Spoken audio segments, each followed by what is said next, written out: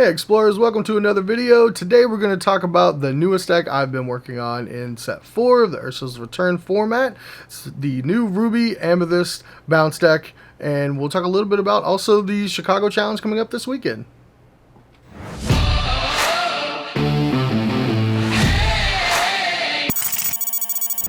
Alright, so here's the new list for the new format. I know, Ruby Amethyst is normally the deck that I've been trying to beat so far in the metagame in past formats. With the new set, the most impressive decks right now are the Emerald Steel Bucky discard list and the Ruby Sapphire items deck. In my opinion, I think the Ruby Sapphire items deck is the best deck. It's the most powerful deck in the format. And I think as the metagame evolves and the weeks shake out, it's going to be the most popular and the one to beat. The Emerald Steel Bucky list is very powerful, but you really have to have Bucky on turn 2. Otherwise, the deck plays a little weaker, obviously, and doesn't even really feel like a discard deck when you don't have the Bucky, because it's really, you have like 7 to 8 3-drop Floodborns on, and then you've got Floodborns on 4 and 5 and even 6 with the giant Tinkerbell. But yeah, I mean, I don't know. I'm not a big fan. I think the deck is pretty impressive when it has Bucky on turn 2, and when it doesn't, it's just kind of a mediocre mid-range deck. So this is the list that I've been messing around with so far. Some pretty big updates to, just Ruby in general. Not a whole lot of changes as far as the Amethyst goes. We do have a couple of the Dolores, and we'll get to that in a second. But let's just take a look at the 1-drops. Now, I will say this list is almost an exact copy of the list from the online, the pack 10K that got second place. I'll show you that real quick. From Adrian Kryfa.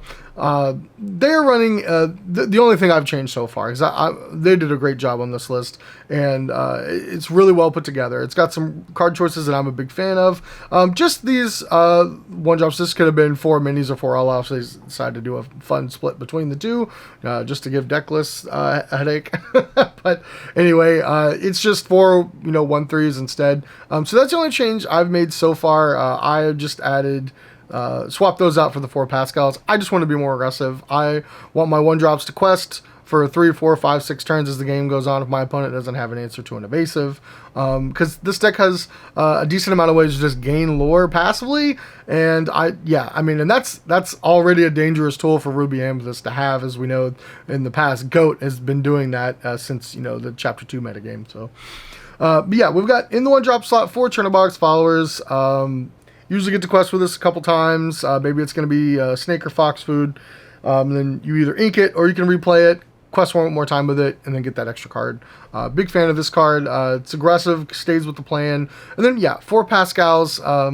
If this ends up getting hit by like a brawl or something, like, who cares? It probably got 2 to 3 lore on the way, but otherwise you can get upwards of 5 or 6 lore if you slam it on turn 1 and your opponent doesn't have an answer and you're just trying to kind of go wide.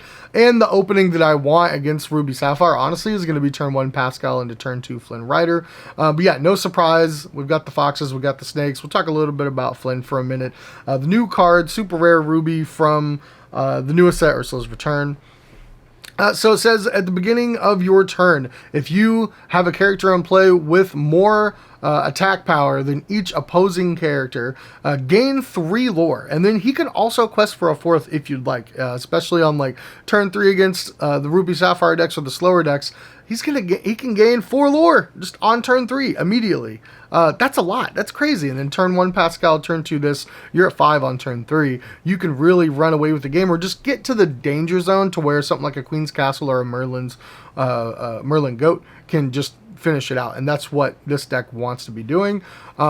And then no surprise, couple crabs. We know the power of crab, as previous formats have shown.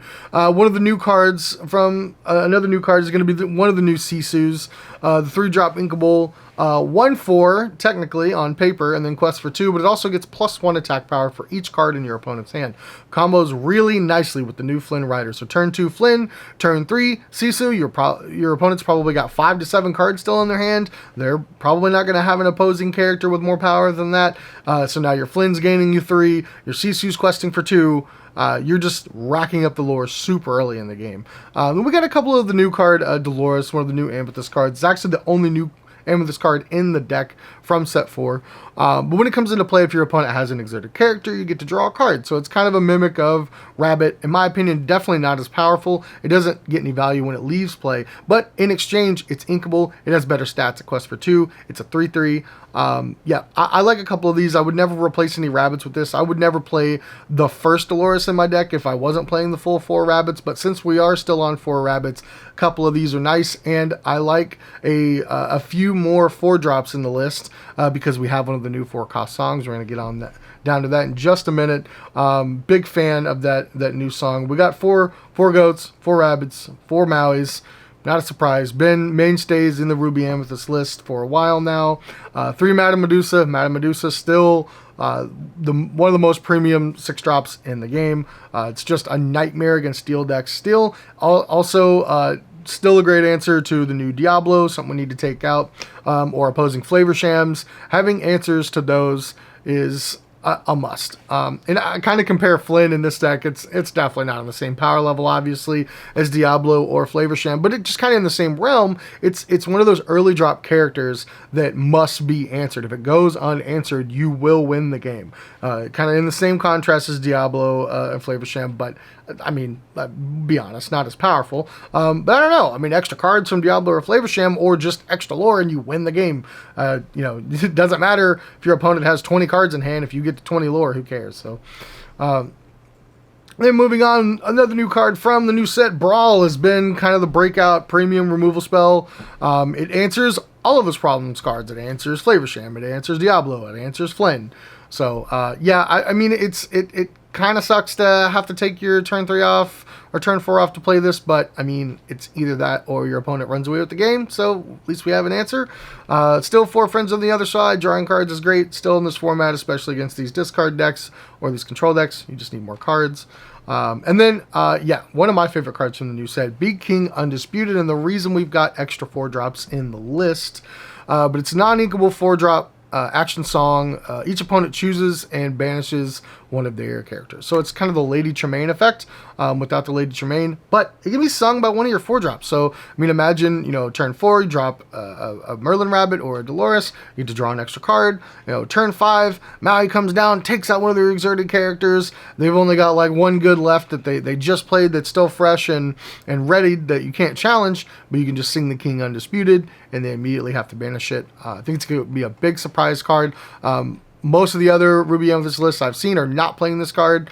I think it's going to be an all-star versus the top 2 decks. I could see where it's not always super powerful against the Emerald Steel, but I don't know. I mean, you have a 4-drop on 4, and then like turn 5, you either have that Maui line we just talked about, or you could play a Brawl and sing Big King Undisputed. Maybe there's a challenge in there too, so it's like 1, 2, 3 punch, and then their whole board's gone, and you caught their Bucky or an opposing Prince John or something with King Undisputed. And then against Ruby Sapphire, I think this card's going to be an all-star because you've got Brawl and whatnot to take out their. I mean, a lot of the times the first character they play of the game is Flavor Sham, and you hit it with this, and then they ramp a couple more times, they get to a Tamatoa, and that's the only thing in play. And then Big King Undisputed, sung by a 4-drop, you quest with the rest of your guys, slam a Queen's Castle, and the game's all but almost done. So yeah, big fan of this card. See how it plays out. I want to get some more games with it, but I don't know, just in theory, I think you're going to catch people off guard. Only 2 Be Prepared, and I think that's fine. There's not a lot of just go wide crazy character decks right now. Steel Song, I see, is kind of making a comeback. I've been seeing a lot of discussions going on and people working on that, and I think it's going to find its place in the world in the new set. It's just going to take a minute. People are trying out some of the new cards. I am a big fan of the hero song that can, if you sing it on a hero, they get like resist and whatnot, but the more important part, it gets challenge a ready character, so it kind of gets around Ward. I hope that finds a home in an updated Steel Song list, but I mean, until something like Steel Song or some go-wide character strategy becomes more popular, you don't really need a lot of Be Prepareds. I mean, a lot of the times you can't get to Be Prepared ink against the Bucky decks, and then it's really not that good opposing Ruby Sapphire decks, but you still got a couple. It's still a necessary evil, and then I would play no less than 4 Queen's Castles right now. I would even consider putting more locations in this deck and maybe a Jim Hawkins package, but that's going to be on down the line as I keep testing and see how the metagame shakes out. But locations are a huge weak spot in the metagame right now, in my opinion. And I've been kind of brewing up some stuff, been trying some Emerald Ruby location decks, or just, I don't know. I'm trying to figure out what the best Jim Hawkins list is. And then once I do, we'll talk about it. We'll definitely do a video on that. But yeah, I mean, the Ruby Sapphire decks and the Bucky decks, that's a big weak spot. I mean, Ruby Sapphire just has Maui, so if you're kind of like go wide on locations, Maui's only going to go so far, and hopefully you play some locations that Maui doesn't just one shot anyway. So but yeah, that's where I'm at on the new format. I've been having a lot of fun. I've seen a lot of complaints about the Bucky decks, and there's plenty of ways to answer it. Just get creative. If you really want, just play Steel Sapphire and just blow them out with Tinkerbells and grab your swords and whatnot. But I don't know, I've been having a lot of fun. The metagame is going to flesh out. The Chicago Challenge is this weekend. I will not be in attendance. My first one will be the one in Fort Worth, which will be the month after in July. So I'm really looking forward to that. But it'll be the same format, so I'm putting in a lot of time, a lot of work, a lot of practice. But yeah, I've got a lot of friends going to Chicago. If you're going, good luck. Have a good time. Stay hydrated. Bring snacks. Have fun. If you like these videos, please like, subscribe. And yeah, good luck this weekend. And we'll see you next time.